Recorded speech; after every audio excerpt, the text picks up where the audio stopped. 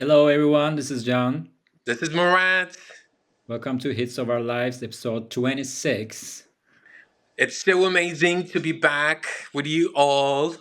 Yeah, and it's an important week, a week that we've been waiting for a long time. Yeah, it's like the fate of record breaker week. It's the life of a record breaker week. It's everything. And we have lots to talk about, lots of numbers, and everyone knows what we're talking about, I guess. Yeah. Yeah, I mean, I mean, I don't know if it's the life of a showgirl, it's the life of the entire world, or if it's the life of the entire galaxy. Exactly. I mean, we should change the name of our podcast, like Takeover Yeah. of Our Lives. Exactly, exactly. Like, I mean, the world has been kind of adapting to the release of this album for so long, and now it's like the only thing the entire world is doing regarding music is just listening or buying this album. Exactly. Record stores, movie theaters, charts, everywhere. Yeah, Everyone is talking about Taylor, and we're gonna be talking about Taylor today, yeah, mostly because no one else released anything and nothing else is happening on the charts. yeah, So yeah. let's begin. I mean, there are lots of things that we should talk about. Lots of records being broken. Like Yes, this minute, another yeah. record might be broken. Anything is like happening. It's I think amazing. I mean, first of all, I mean, congratulations to Yeah. Taylor Swift and the entire team, Max Martin, Shellback, and also the entire Swifties clan for pulling this off. Yeah, huge kudos to all of them. So let's talk about the album first. The Yeah. visuals first arrived and they showed the showgirl and her team, and there was glamour, glitz all around, and everybody was expecting an album full of glamour, actually, like Great Gatsby, like 20s, and all those instruments. And Yeah. yeah, we were expecting an album that is actually reminiscent of those times and of that era. And what we got is something different. What do you think?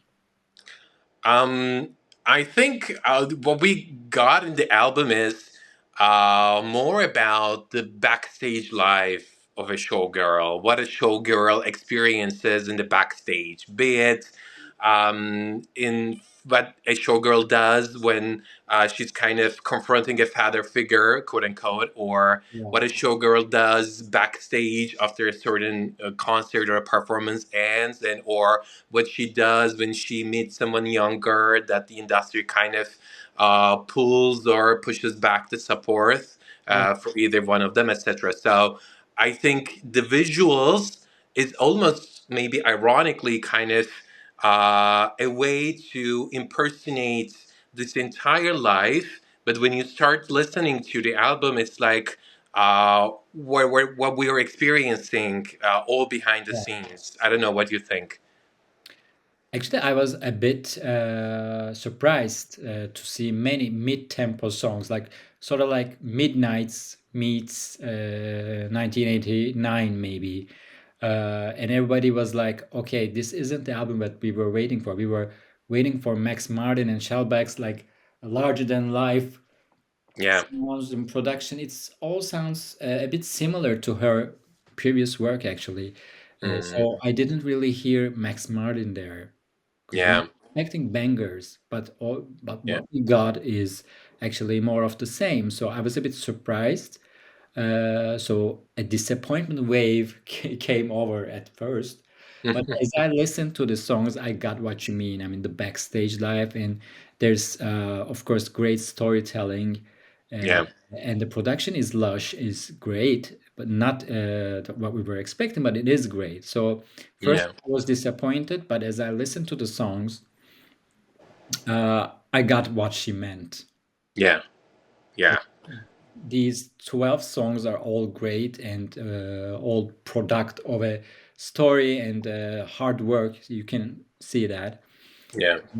So I'm overall, of course, impressed, but also a bit surprised and maybe a tiny tad disappointed. Yeah. I mean, I mean, and the entire social media, well, maybe not the entire, but is important part of social media, and so the Mhm. reviews are also kind of within the same lane as you mentioned, Yeah. in terms of how they assess and evaluate the entire album. I think in terms of production, this is very different from a very standard Max Martin production, Yeah. like in terms of the general pure pop bangers that he normally produces. I think this is more of what Taylor Swift wanted to do with this album, and I think they kind of incorporated their own personality into what Taylor Swift wanted to do with this Yeah. album. That seems to be the case. I agree. Yeah.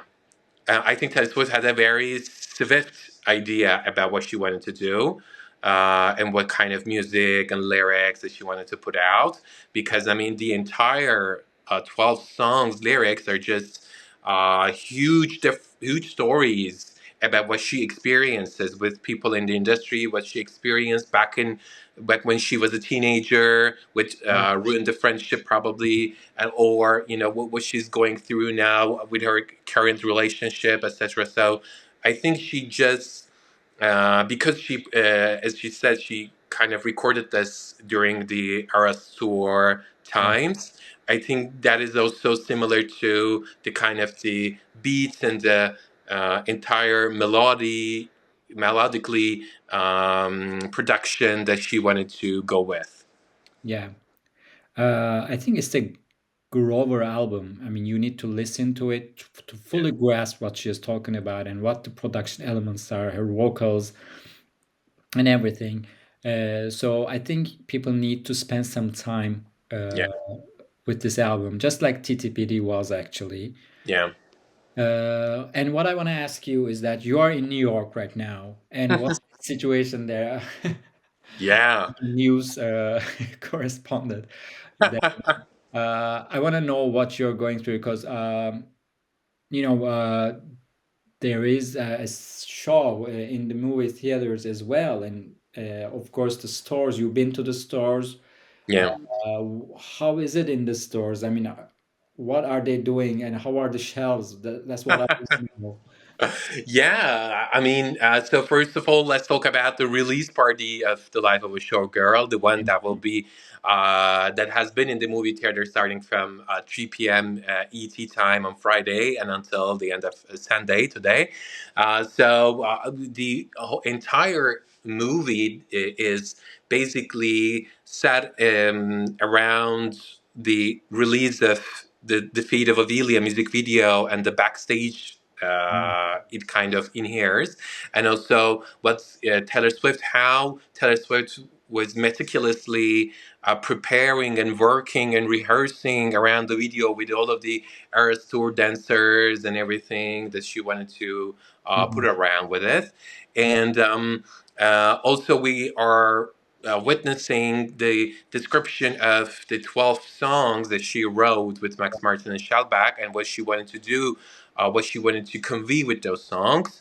yeah, And then we kind of listen to those songs with the lyrics, etc. So it's kind of a huge journey towards the entire really of 12 tracks, and what kind of artistry that she wanted to put yeah, out there. yeah. So I think it's a great and creative and artistic way to kind of accompany that, because also Taylor Swift put out in the podcasts with her boyfriend, now fiance, Travis Yeah. Kelce, during the announcement of the album. So she's constantly looking for ways to entertain her fans, and I think this was one of the new ways that she came up with. I think it's a brilliant choice. We know that it's probably going to be number one box office in the U.S. market. Yeah, we're going to talk about that as well. Yeah. So I think it's amazing. And also coming to the record stores and everything. I mean, when you just, um, run into some Target store and go in and look at the shelves, it's like, given any Target store, there are like at least five Swifties buying all the CDs and vinyls, or some at Barnes and Noble stores. It's like again Swifties walking around, looking around the Taylor Swift shelves, and just you're just picking which kind of vinyl, which kind of variant, which kind of Yeah, CD or thing that we should buy, etc. amazing. Wow. So I mean, you just see from the numbers that we're going to talk about. I mean, it's huge here. Huge. I mean, it's amazing that she is drawing everyone to the movie theaters again and to record stores. It's like late 90s again. Uh, Yeah. she's actually thriving the whole industry, like the movie industry as well. And we Yeah. always say that she's the music industry, but she's actually a show business Yeah. mogul, and she's the entire industry, entertainment industry. Yeah. And what she's doing for our fans is amazing. I wish all fandoms were this lucky. And she doesn't actually regard an album is just an album. It's just an era to Yeah. with all the visuals and all the media and all the shows. So that is amazing as well. Uh, okay, then let's talk numbers. I mean, there are records being broken at this very minute. Uh, the records that we have been expecting to be broken, actually. Yeah.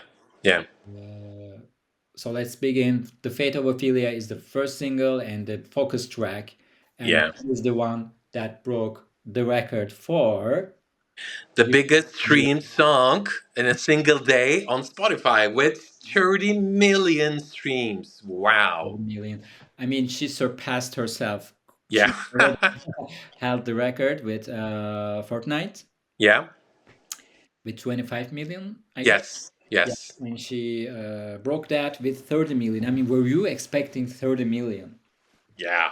I think one of the criticisms that Taylor Swift always received was that she always has a lot of songs in her albums. That's why she's getting a lot of streams. Yeah, And today I we think had 31 songs, right? yes, exactly. And also Midnights with the standard edition and then the 2 a.m. edition, etc. This people were critiquing her Yeah, with this kind of way she chooses to promote her albums. But I think with this album, she proved that she can release 12 songs in an album, but still break all the streaming records. I mean, the average yeah. stream song performance is 20 million, which is the record in history. Another record, yes. Yeah. It's Wow. very impressive numbers. I mean, I personally wasn't expecting her to surpass Fortnite, maybe get close, Mhm. but I surely wasn't expecting a 30 million figure. Yeah, yeah. And during the time that TTPD and Midnight was released, she was on Era Store.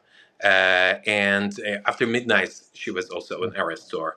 And also, so, I mean, it was the Era Store was a huge kind of help in those numbers. Yes. But now she's not on tour. She's basically not. She's not anywhere. She's basically trying to be off the radar most of the time, Yeah. but she's just increasing her all of the thresholds that she set herself. So that's, I think, huge. I mean, that's why I wasn't expecting her to break that record because she Yeah, wasn't even promoting. She was just announcing some vinyl yeah, and just being active on social media, yeah, posting the visuals, and that was it. yeah, She didn't even need to do anything like yeah, this. I mean, that is amazing. That's what's shocking and yeah. uh, but so impressive.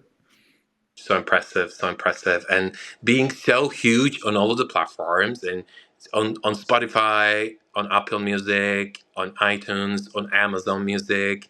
I Yeah. mean, it's huge. I mean, it's not like only one platform. I mean, also, I think what's also more impressive is that throughout this year, I mean, also throughout all of our episodes on Hits of Our Lives, we talk about how the streams are so low this year. Yeah, that was another reason why I wasn't expecting. Yeah. And come Taylor Swift's new album release, it's like the current records are broken. It's like, Right. what's happening? Wow. Let's talk about other songs, by the way. I mean, what I wanna ask you about is this song with song that is allegedly about Charlie Mm. XCX. And after this news broke, of course, even Charlie XCX had a, very, I don't know, like a huge increase in Yeah. streams for a song that is allegedly about Taylor Swift as well. So there's like this drama too. So that's what people talked about, and I Yeah. think that was another reason why the streams are a bit high. Yeah. Uh, is there like a reference from Taylor that kind of proves that this is true? Is it really about Charlie XCX? Yeah, I mean Taylor during the kind of the interviews that she also mentions in the movie, she doesn't, of course, mention Charlie XCX. She just describes that the song is about some person who is just somehow constantly doing or talking bad things about her, but that Taylor is not. But Taylor is not talking about her and thinking about her, but kind of Taylor ironically wanted to put the song in a way that, okay, thank you for thinking about me all this time. So this is a love song for that person who does not like me and talk about negative things about me all the time. And this is like actually so romantic of you. So I think that's a very ironic and clever way of putting a song out there. And there have been also bad reviews about the song that Taylor, because people would, if people are thinking, like you said, that it's about Charlie XCX and it's just Taylor went too far with it. Yeah. I think we don't know, of course, if it's about Charlie XCX, but of course the references point out that way. But even if it's so, I think it's a clever artistic choice of Taylor. I don't know. What do you think?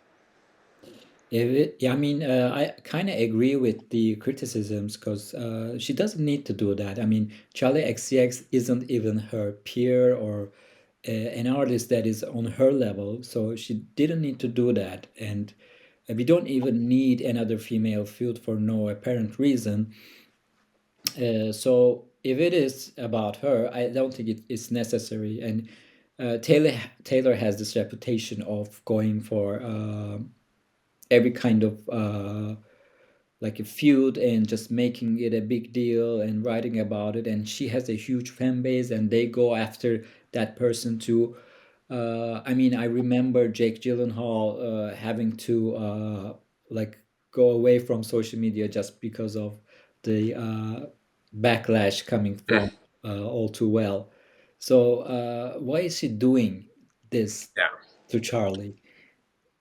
I don't think she does it that way. For example, I remember during the time that she was an arrestor and she was releasing Speak Now, Taylor's version. And Yeah. when she was about to sing Dear John during the acoustic surprise song section, she started like, whatever you think the song is about, whoever you think the song is about, please don't go after this person on social media. This is was just a sort of moment in time that I wrote. This is just me reminiscing about the song, but it's not about that person anymore. This is for you. So I don't think Taylor never intends her kind of fans to go after anyone. And I think also what Taylor mentions in the song is that, I'm not thinking about you. I'm not talking about you. I'm just having my life. But thank you so much for loving me so much that you constantly talk about me. But she Uh, does talk about her by including this song on her album, so there's some sort of a contradiction here. I think writing this song is her actual way of saying, I'm not part of this. Please exclude Yeah, me from this narrative. yeah, I get But that. yeah. But her fans, she knows that her fans are gonna go after this person. I mean, God knows what Charlie XCX is going through right now. I don't think that's the case because I mean, when Charlie XCX kind of openly started this entire thing after opening for her during the Reputation tour back in 2018. So she said that, I mean, I felt like this concert, I was doing this concert for 5 year olds. I think she started this. I mean, even though after that, Taylor just last year doing one of our interviews, she's really openly praised her songwriting skills. Yeah, I So, remember. just, when Taylor just openly praised her last year, Yeah, she did that. yeah. So I don't think that she's in any kind of feud. I think I just also I'm also really applauding Charlie XCX artistry. I think she's such a great artist, and she's so creative in the way she produces music. So I think it's just also Taylor's way of telling her side of the story. If Charlie XCX also wants to tell about her side of the story, then why not? I mean, it's just Yeah. individual freedom for everyone. Huh. Yeah. I don't think she's gonna respond though. But like I said, I mean, they're not on the same level in terms of artistry or appeal. So whatever Taylor does is always gonna be big news, huge news. Yeah, And I didn't even know Charlie XCX's song, but that it was about Taylor. And yeah, that song is called Sympathy is a Knife, and it yeah. went to having 500K daily streams, up like 300% after the news broke. So see the amount of effect that Taylor has on this. Yeah, It's exactly. real. I mean, that was what people talked about the most actually uh, in this rollout. So Yeah. that's why I wanted to ask you about your opinion, and I got it. Because I mean, and it's just, kudos to both artists. I mean, it's just amazing to have a lot of great female artists out there. of course. We're gonna have 12 I mean, all the songs, all 12 songs of the album in the top 12 of Hot 100. That's what we expect, right? Yeah, I mean, it just looking at the streams on both days, but on Friday and Saturday, it's like there is a huge gap between what number 13 Golden, it probably number 13 Golden, and now currently number 13 on Apple Music, US Apple Music, and US Yeah. Spotify, and also between the 12th song, Honey. There's a huge gap. So I think, I mean, it's almost for certain that Yeah. she's going to have top 12. The only thing that Golden has to its benefit is radio, Yeah. and it's currently top 10 there. You're saying that there's no way it could sneak in to the top 11? I think it can happen. Of course, I mean, if we're going to see how the worst streamed song of the album Honey does, throughout the remaining 5 days. But I think it will be hard. Uh, Yeah. but do you think that Golden is going to sneak in? No, I don't, but I'm just trying to spice things up here. So Yeah, some sort of a shocking surprise or something. I think it would be surprising if Golden does that. Yeah. So, another question, another record. Do Wow. you think she's going to break Adele's record for weekly units? Yeah, I think for certain she will. What do you think? It seems so because the first day results are in Yeah, 2.7 million units, right? yeah. So Wow. the record Whoa. was 3 million. So it's so apparent. I think. Yeah, and it's the fastest album in US history after the Nielsen era, starting in 1991. It's to reach that milestone, like Yeah, 2.7 million in a day. That's huge. unbelievable. It's huge. It's unbelievable. And I mean, we've been through so many eras, starting from the 90s, and we've seen so many legendary Yeah, releases. yeah. and the world talked about like NSYNC's No Strings Attached. I mean, that Yeah, was the moment. Britney Spears, Oops, I Did It Again. I mean, I yeah, remember those moments vividly, and yeah, these were the albums that made like that broke records. yeah, 2 million albums being sold, physical albums being yeah, sold in 1 week. Those were the record holders back in the day. And then Adele came. 25 was a huge yeah, thing, and everybody was talking about that album. Everybody was talking about Hello. Uh, and that was the last time actually we kind of had someone other than Taylor having these huge moments. yeah, So do you think we are witnessing another legendary album yeah, in yeah, terms like cultural status? yeah. I think most of the people are kind of overlooking the fact that Taylor is like almost 20 years into her career. It's been 19 years since she debuted with her first album. Wow. And I think Yeah.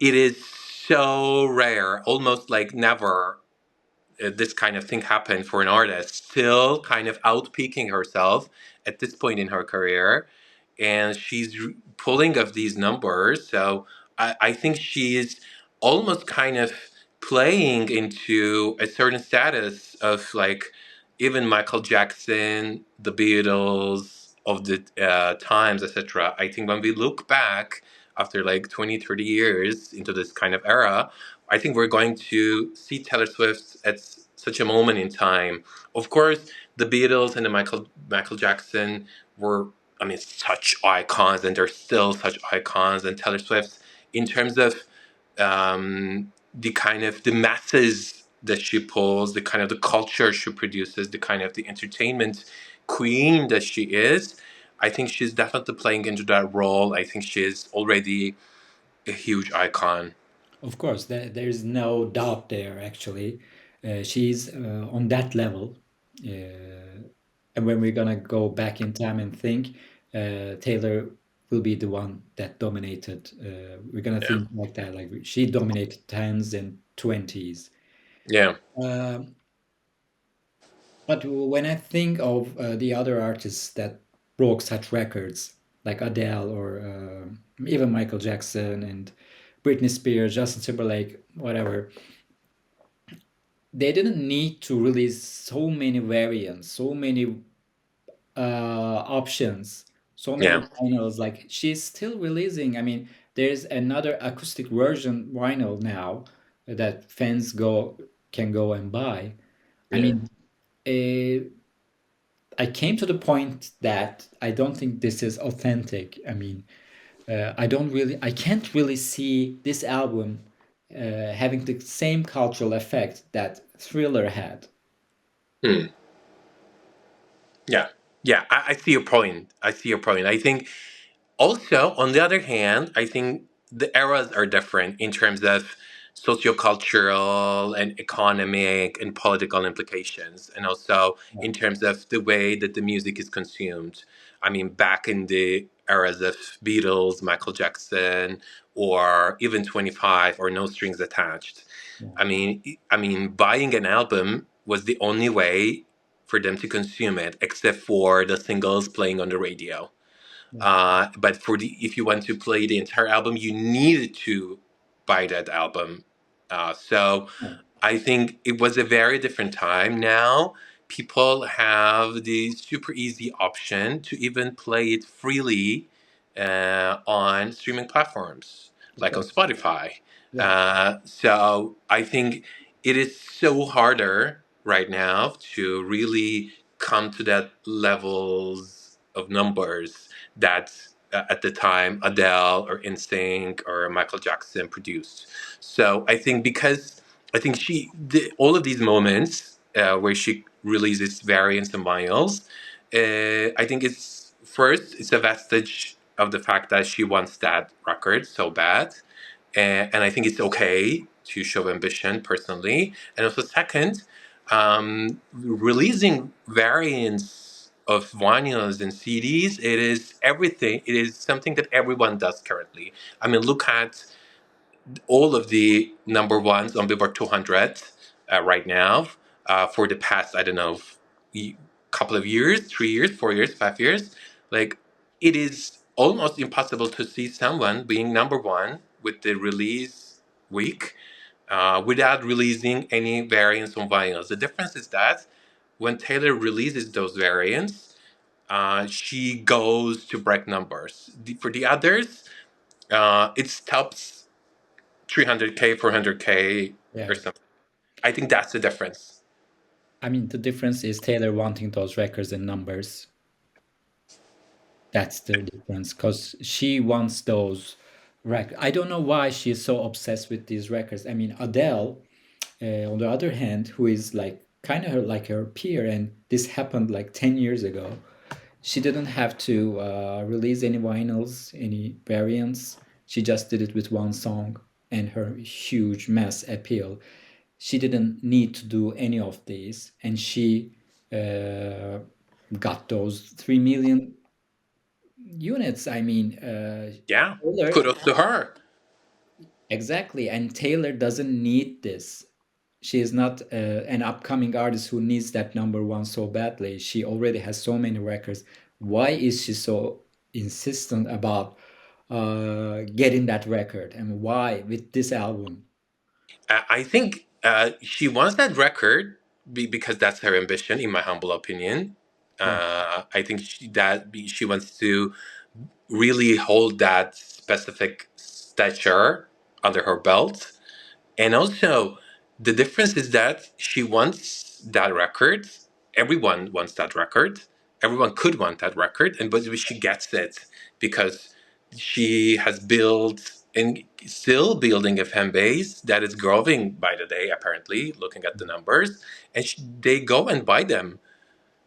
I mean, not everyone's albums variants are bought at the same speed and pace that Taylor Swift's album does. Yeah, it So comes to a point where she's using her fandom for her ambition. And when we look back in history, we're not going to be talking about The Life of a Showgirl as one of the dominant albums of the 20s, maybe. But I I think it's it's gonna dominant. break, it's gonna break sales records. But culturally, I mean, do you think Fortnite is one of the dominant hits of 20s? Do you feel that way? In terms of the sustainability of the record or of the streams and etc., I think it wasn't that, and also Taylor definitely didn't want that. That wasn't the aim, and that wasn't the purpose of the song. I mean, she just wanted to release that song because it But meant something different for her. the Tortured Poet department as well. Taylor wanted to break another record with that, and she did. Uh, but it isn't culturally level.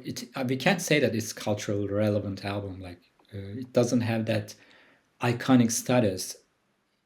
I think it's a culturally relevant album because it was something super different from based on the time that it was released, and I think if another artist released that, it wouldn't have the same numbers. I mean, currently we're still seeing the album on top 10 or top 20 on Billboard 200, even after 1 year after its release. So I mean, what does it mean to break a record for this album, album after album, if it's not gonna be relevant or any have any effect on the culture? I think Why it's why would she be proud of that? I think I mean the fact that it's culturally relevant or not, I think it's just it's a subjective opinion. I think you can say that it's culturally relevant. Some other can say that it's culture relevant, and it's kind of to decide on that. I mean, and when Yeah, you look at the numbers and how she mobilizes in terms of the number of people that she listens to her album, etc., you can argue that it's cultural relevance, and I think what I that's mean is an that important point. the previous record holder now, Adele, with the album 25 and the lead single Hello, is one of the most iconic albums and songs of all time. But we're not gonna say that about these past two albums with TTPD and The Life of a Showgirl. Uh, that's what I mean. The Um, numbers start to make no sense anymore. I think, in my humble opinion, for example, 21 album 21 is more was more culturally Of course, I uh, agree. defiant versus 25. 25 was, I think, uplifted on the shoulders of 21's culturally mobilizing movements. So I think that's also some other case. I think these kind of things Kind of are, different, are actually. just the momentums the music industry is built upon. I mean, I think the songs that are still in the streaming platforms are still popular of Adele are more in 21. They're not on 25. But we're not Uh, talking about Adele's, like, we are not comparing 21 and 25. What I mean is that 25 itself, with this lead single Hello, is still iconic. It might be less iconic than 21, but what I mean is that Taylor is not gonna have that with TTPD or The Life of a Showgirl, despite having broken all these records. What I mean is that numbers don't mean anything anymore. I mean, of course, you can argue that. I mean, everyone has the freedom to argue about anything. But I think the reason that I was not comparing 21 25, but what I was trying to mean is that, I mean, those are two different albums, and although 25 holds the record, 21 has more songs that people are listening to. So I think being culture relevant or being the album that people still remember and the numbers, I think it is the type of discussion that do not go anywhere. It's not the type of discussion that people are doing. If somebody wants that record, if they're getting it, then I think it's okay. I mean, people have the freedom to go and do anything, and nobody is forcing any kind of people to go and buy albums. If Of or course. they want to go and buy the albums, and they buy it. Yeah, And it's it's not not like like anyone is Taylor forcing them. Swift or any artist is just putting guns on their heads to buy the albums. They will go and buy it.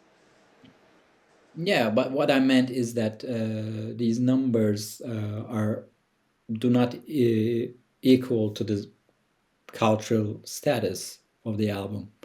So that's what I meant, and I don't think Taylor needs to do that. And what I read in social media is that she doesn't need this. Why is she doing this? The album isn't even all that. Why is she so desperate to sell these copies? I don't think she's desperate. She seems And desperate, and that's how it's going to be seen when you look back. I, She's I, not. I She I broke think it's a records because of partial all these view. variants. That's what people say, and nobody says that about Adele or any other album. I What mean, people say is that she did that because of the variants, I think we would not because of just. the success or how good the album is. I think there are always going to be a lot of opinions about everyone's work, and I think we would just anyone just got to respect what people want to Yeah, do, what people want to put out, and how they wish to do it. And I think some can say that it's not a good album. Some can say it's an amazing album, and it's everyone all subjective. and it's also we don't know that when we look back people are this album is going to fade out and no one's going to be talking about it, or it's going to be an album that everyone is going to talk about. So I think we don't need to play the kind of foretelling and magic wands playing moments. Like, it's just a moment in time where we have to celebrate that I mean, in a year where we were devoid of any kind of streams, we get a moment where, Yeah, everyone is streaming something, and finally we're seeing numbers that we never did. I think people need to celebrate that. People are just yeah, of course. overlooking that. Yeah, I mean, as we said before, the record stores, the movie theaters are all like having the time of their lives now, and that's something certainly we have all missed. So thank you, Taylor, for making that happen. Let's move on. And do you have anything other than those about Taylor and the records? Any other records that we missed? Talking. I think one of the things that is probably about to be also to be broken at stake is the highest U.S. stream song in a week, which is currently held by WAP by Cardi B and Megan Thee Stallion with 93 million. That is currently at stake. That is one thing. Also, the other at stake is the highest streamed song globally, which is currently held by BTS's Butter. Wow. Uh, that is also another record at stake. So uh, it's going to be an exciting week to see how it unfolds. Yeah, I think those are gonna be broken as well. Like, I'm confident in that. So let's move on from Taylor, and of course, we're gonna be talking about more of these Yeah. records next week. Let's talk about the previous week and the releases and Billboard 200 and the upcoming Billboard Hot 100. Those are a bit less exciting, of course, after all that, all the record talk that we've been doing. So Billboard 200, let's start with that. Hits, daily doubles, predictions are in. Doja Cat seems to be the top debut, although uh, in the midweek they announced that Mariah was actually the top debut, and people were surprised that she surpassed Doja Cat, and they lowered the estimation for like about 12K or so.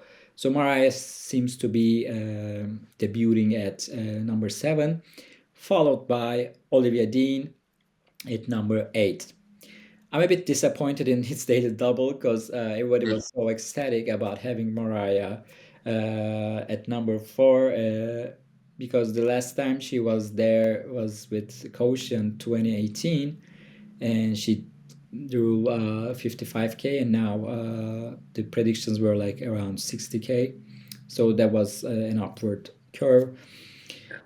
But they lowered the expectation, and because Doja Cat seemed to be very upset about this, and I'm kind of thinking maybe they had a role in